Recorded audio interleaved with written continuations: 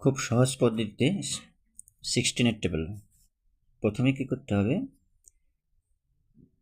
দুটো বিজোড় সংখ্যা পরে তিনটে জোড় সংখ্যা, এইভাবে পরপর, আবার পরে দুটো বিজোড় সংখ্যা পরে তিনটে জোড় সংখ্যা। তাহলে প্রথমে কী করব, দুটো বিজোড় সংখ্যা, তাহলে 1, 3, 4, 6, 8, 9, 11, 12, 14, 16। তারপরে কি করব, প্রথমে যে 6-এর টেবিলে প্রথম যে ইউনিট ডিজিট আসবে সেটা লিখব।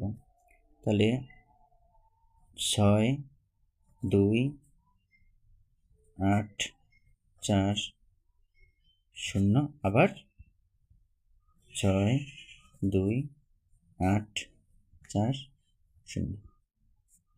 এভাবে খুব সহজ হয়ে যাবে।